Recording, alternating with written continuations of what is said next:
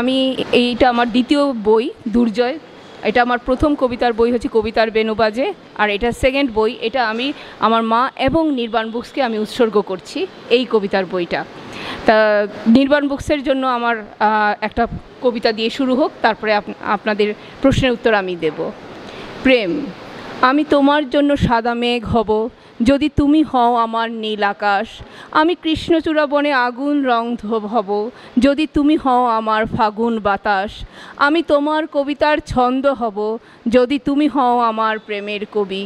তুমি যদি হও আমার বর্ষার দিন, শ্রাবণের ধারা হয়ে ঝরব আমি তোমারই হৃদয়ে। তুমি যে আমার প্রেম আকাশে বাতাসে। নমস্কার, আলাপ টিভিতে আপনাকে স্বাগত জানাই। আর আপনাদের সাথে রয়েছি আমি শরীফুল। আর আমাদের সাথে রয়েছেন প্রজ্ঞা পারিজাত মহাশয়া, যিনি কবিতা লেখেন, শিক্ষকতা করেন। আলোকিত নতুন প্রজন্ম তৈরির জন্য তিনি দিনরাত চেষ্টা করে যাচ্ছেন। আপনাকে আলাপ টিভিতে স্বাগত জানাই। ধন্যবাদ। বল। আপনি তো কবিতা লেখেন, যে কোনো সৃজনশীল চর্চার সঙ্গে নিজেকে যুক্ত রাখতে ভালোবাসেন। আপনার কি মনে হয় সৃজনশীলতা জীবনের যন্ত্রণা মুক্তির কি একটা দরজা? সৃজনশীলতা দিয়ে মানুষ যন্ত্রণা থেকে বেরোতে পারে, বুঝতে পেরেছেন? মানুষের মধ্যে যে ওই যে বিদ্বেষ, আক্রোশ, সেইটার থেকে মানুষ বেরিয়ে আসে। আমরা অনেক কষ্ট পাই, পরিবার থেকে পাই, সমাজ থেকে পাই। হ্যাঁ, তার বিনিময়ে যদি আমি কষ্ট দিতে যাই, হ্যাঁ, যেরকম আমরা কর্ণকে দেখেছি, তাহলে আমাকেও খারাপ পথে যেতে হবে। সৃজনশীলতা আমাকে সেই জায়গা থেকে বিরত করে, সব মানুষকেই বিরত করে। চুপচাপ আমরা সরে আসি। আমরা জীবনমুখী হই কখন, মানে আমরা কলমের খোঁচা দিয়ে বা সৃজনশীলতা দিয়ে আমরা প্রতিবাদ করি। হ্যাঁ, লোকে ভাবে আমাদেরকে বোকা, কিন্তু এটাই সঠিক রাস্তা। রক্তের বিনিময়ে যদি রক্ত দেই তাহলে হবে না। হ্যাঁ, তাহলে আমাকে অন্যভাবে প্রতিবাদ করতে হবে, এবং যারা রক্ত নিতে ভালোবাসে তাদেরকে চেষ্টা করা যে ফিরে আসো, ফিরে ভালো পথে আসো, না হলে ভগবান আছেন। এটাই আমরা বিশ্বাস করি, সবাই বিশ্বাস করি, আমিও বিশ্বাস করি এই কথায়। বর্তমানে চারপাশে ঘটে চলা ঘটনা আপনার উপরে কিভাবে প্রভাব ফেলে? অসম্ভব প্রভাব ফেলছে, প্রভাব বিস্তার করছে। একের পর এক ঘটনাগুলো ঘটে চলছে। হ্যাঁ, আমরা প্রতিবাদ করছি, কিন্তু বিচারটা আমরা যদি একটাতেও যদি আমরা বিচার পেতাম তাহলে পরপর ঘটনাগুলো ঘটে যেত না। আমরা বিচার চাই, উই ওয়ান্ট ফর জাস্টিস, আমরা জাস্টিস চাই। আমি নিজে হেঁটেছি প্রসেশনে, আমি নিজে হেঁটেছি, কিন্তু এটাই সব নয়। চেষ্টা করছি আমরা, সমাজ এখনও পাল্টায়নি। ওই যারা অন্যায়কারীরা প্রশ্রয় পেয়েই চলছে। সেই জায়গা থেকে আমরা চাই অন্যায়কারীর সাজা পাক, তাহলে নেক্সট অন্যায়টা আর হবে না, মানুষ একটু ভালো থাকতে পারে।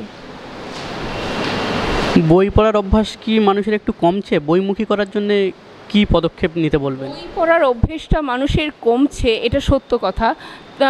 এখন যুগ পাল্টাচ্ছে, সেটার সঙ্গে মোবাইল, তারপরে টিভি, অনেক ধরনের মিডিয়া, সোশ্যাল মিডিয়া খুলে যাচ্ছে, মানুষ সেই দিকে ঝুঁকছে বেশি। হ্যাঁ, তবে হ্যাঁ, পড়ার অভ্যাসটা কমলে চলবে না। সেটা সোশ্যাল মিডিয়াতেই পড়ো কি বই পড়ো, পড়তে হবে। না পড়লে মানে আপনি একটা জায়গায় দাঁড়াতে পারবেন না, একটা কথার উত্তর আপনি দিতে পারবেন না ঠিক মতো। চেষ্টা করতে হবে। মানে আমার তো কাজ হচ্ছে ছোটোদেরকে নিয়ে, আমার ছাত্রীদেরকে নিয়ে, ওদেরকে আমি চেষ্টা করি। ওরা সবাই যে পড়ে তা না, কিন্তু পড়ে, চেষ্টা করি পড়ে। এবং এইটার সঙ্গে আমি কোনো খামতি রাখি না যে ওরাও পড়ুক। আমিও বলি, মানে এটার জন্য পয়সা চাই বা এই করি সে না, তো তোমাদেরকে আগ্রহটা জন্মে দিলাম যে তুমি পড়ো। আমার স্কুলের দিদিমণিরা তারাও খুব চেষ্টা করেন যে যাতে ছাত্রীরা পড়াশোনাটা করে, হ্যাঁ, বইটা যাতে পড়ে। আমরা চেষ্টা চালিয়ে যাচ্ছি। হ্যাঁ, চেষ্টা চালালে একটা না একটা দিন সফল আমরা হব, আশা করি। তবে করোনার পর থেকেও মানুষের একটু পড়াশোনার পরিধিটা একটু কমেছে, এটা সত্য কথা। একটা চাপ থাকে, কিন্তু আবার ফিরে আসবে, আমি বিশ্বাস করি আবার ফিরে আসবে সেই জায়গাটা। একজন লেখক বা কবি কি সমাজ বদলাতে পারেন চাইলেই? কলমের খোঁচায় অনেক কিছু বদলাতে পারে, এটা আমি বিশ্বাস করি। কলমের খোঁচা অনেক বড় খোঁচা। হ্যাঁ, সেটা একজনকে যদি আমি ছুরি দিয়ে মেরে ফেলে দেই, সেই খোঁচা নয়, তো মরেই গেল, শেষ হয়ে গেল। কিন্তু প্রতিদিন বিততে গেলে কলমের খোঁচাটাই শেষ খোঁচা, এটা সত্য। আমি নিজেই কলম ধরেছি প্রতিবাদ করবার জন্য, বেরিয়ে আসার জন্য। কাজেই কলমের খোঁচার উপরে অন্য কোনো খোঁচা হয় না, এটা চিরন্তন সত্য। আমিও বিশ্বাস করি কলমের খোঁচার দরকার। আপনি তো দীর্ঘদিন কলকাতায় বসবাস করছেন। কলকাতার মেয়েরা কতটা সেফ বলে আপনার মনে হয়? কলকাতার মেয়েরা সেফ বলে সেই রকমভাবে আমি মনে করতে পারি না, সত্যি কথা। আমি নিজেও রাত্রিবেলা 2-2:30টার সময় বাড়ি ফিরছি, ঢুকছি, আমার নিজের নিরাপত্তা আমি নিজে নিয়ে ফিরছি। হ্যাঁ, কিছু ভালো মানুষ আমার পাশে আছে, তাই আমি সেটাকে মানে এফোর্ড করতে পারছি, সেই জিনিসগুলো করতে পারছি। মানুষ ভালো নয়, নেই তা নয়, কিন্তু এখনও মানুষ ভালো আছে। সে আপনি পুলিশ কর্তাদের মধ্যে পাবেন, আরও চারপাশের মধ্যে পাবেন, নয় আমি করতে পারতাম না কাজ, কিন্তু খারাপের সংখ্যাটা বাড়ছে, সেটা আমাদের কমাতে হবে। তাহলেই মেয়েদের নিরাপত্তা বাড়বে। শুধু মেয়েদের নয়, ছেলেদেরও নিরাপত্তা নেই।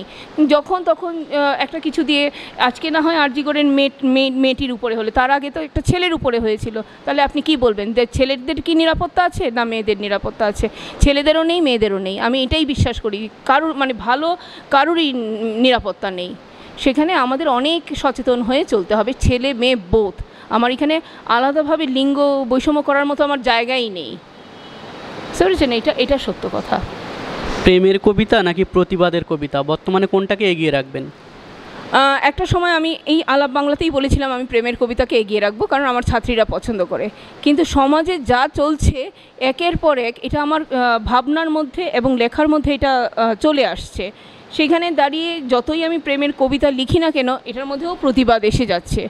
কাজেই যতক্ষণ এই জিনিসগুলো চলবে, আমি যতই চাই না কেন প্রেমের কবিতা লিখতে, খানিকটা হলেও প্রতিবাদের কবিতা চলে আসবে। এটা থেকে আমি বেরোতে পারবো না। চারদিকের সমাজে অনেক কিছু ঘটছে, অনেক কিছু খারাপ ঘটছে, সেটার জন্য আমার প্রতিবাদ করতে হবে।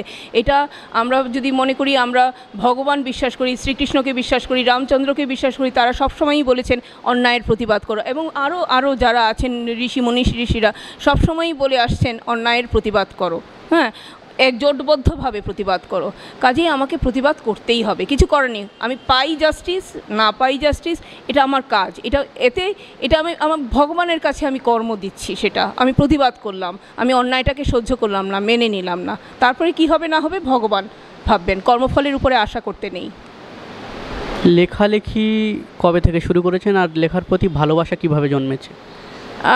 লেখালেখি তো আমি আগেও বলেছি, লেখালেখি আমি শুরু করেছি আরও মানে অনেক আগে থেকে, নিজের জন্য লিখতাম, কিন্তু সেপ্টেম্বরের 8 তারিখ থেকে লেখালেখি শুরু করেছি।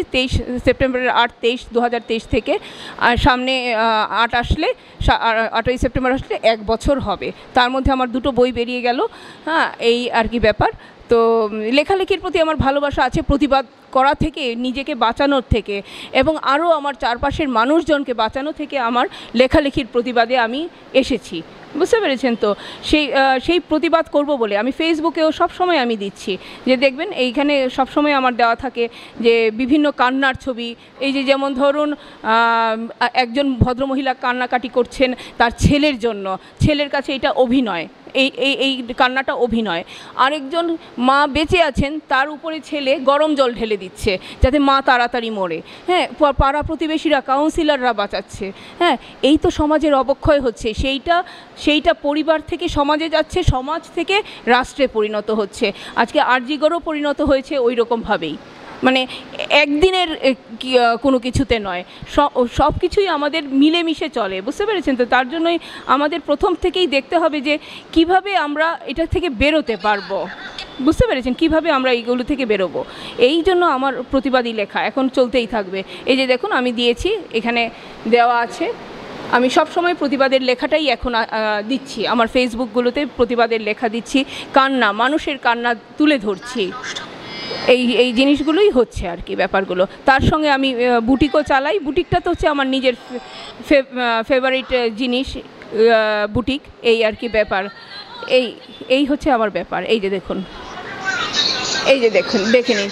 হ্যাঁ, কীভাবে মানুষজন মানে মেয়ের সঙ্গে যদি মায়ের সম্পর্ক ভালো হয়, বাইরের লোকের খুব কষ্ট হয়ে যায়। বুঝতে পেরেছেন? এই জিনিসগুলো ঘটছে মানুষের সঙ্গে।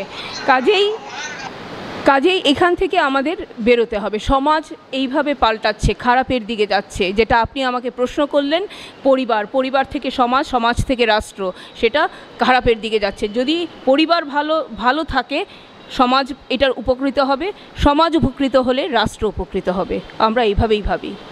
আপনি বললেন আপনি প্রতিবাদী কবিতা লিখছেন বর্তমানে, কখনো কি বাধাপ্রাপ্ত হতে হয়েছে এই কবিতা লিখতে গিয়ে? কবিতা লিখতে গিয়ে এই মুহূর্তে আর বাধাপ্রাপ্ত হচ্ছে না, একটা সময় হয়েছে। প্রথম যখন আমার কবিতার বই, ওই যে কবিতার বেনু বাজে, সেই দিন আমার মা অশান্তি করেননি। আমি আগের আলাপটা টিভিতে বলেছিলাম, সেই দিন আমার রাত্রিবেলা মার খেতে হয়েছিল। হ্যাঁ, কেন এক্সপোজারে আমি বেরোবো, কেন এক্সপোজারে বেরোবো, সেইখান থেকে আমি চালিয়ে গেছি। আমার মায়ের অনুপ্রেরণা ছিল, কারণ জানতো মেয়ে কোনো দিন খারাপ কাজ করবে না, এবং টিল নাও পর্যন্ত আমি কোনো খারাপ কাজ এখনও পর্যন্ত করিনি। লেখালেখি করছি, প্রতিবাদ করছি, কিন্তু খারাপ কিছু করে উঠিনি। কেউ যে আমার দিকে আঙ্গুল তুলবে সেই রকম করে উঠিনি।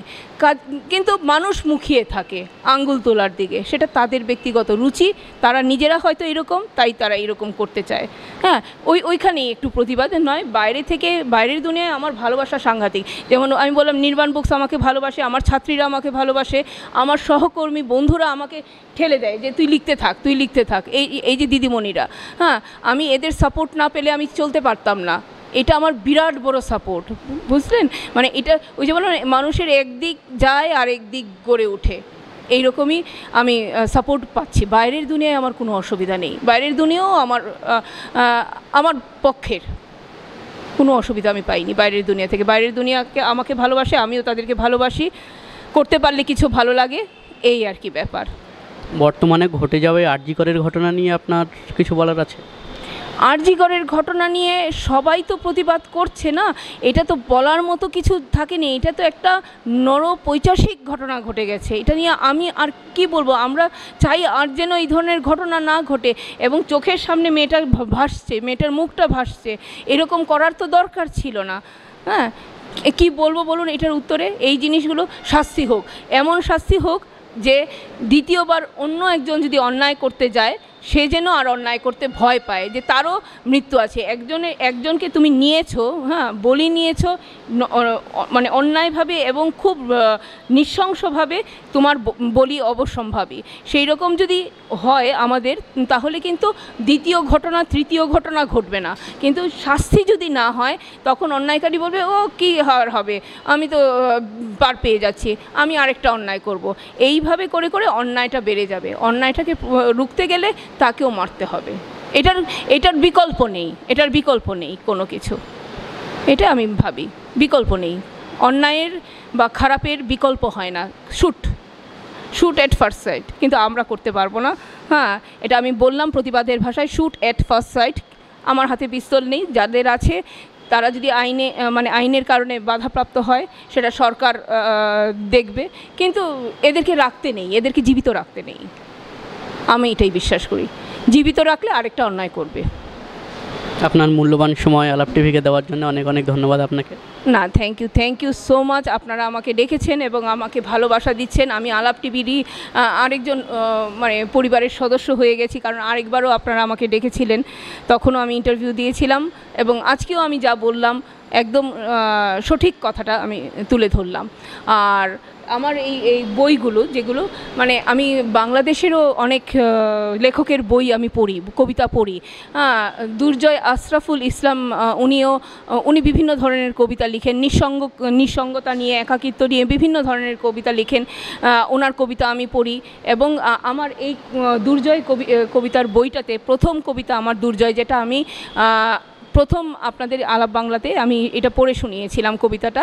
তো উনি আছেন, নজরুল বিদ্রোহী আছে, বিদ্রোহী কবি নজরুল, ওদের কবিতাগুলো আমাকে লিখতে ইন্সপায়ার করে। আর তাছাড়া তো সমাজের অবস্থান তো আছেই। এই হচ্ছে ঘটনা আর কি। আমাদের প্রতিবাদ করতে হবে। পিছন থেকে কে ছুরি মারলো না মারলো আমি দেখব না, আমি প্রতিবাদ চালিয়ে যাব। মৃত্যু তো একদিন আসবেই, তাই না?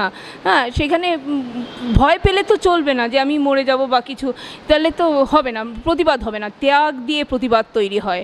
ত্যাগ যদি না থাকে না, প্রতিবাদটা সফল হয় না। তখন বলবে কি, ও আমার কাছ থেকে খাচ্ছে, ও আমার কাছ থেকে টাকা নিচ্ছে, আর এদিকে আমার বিরুদ্ধেই বলছে। এটা হলে চলবে না।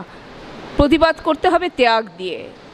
ভরা পেটে প্রতিবাদ হয় না, প্রতিবাদ হয় ভুকা পেটেই।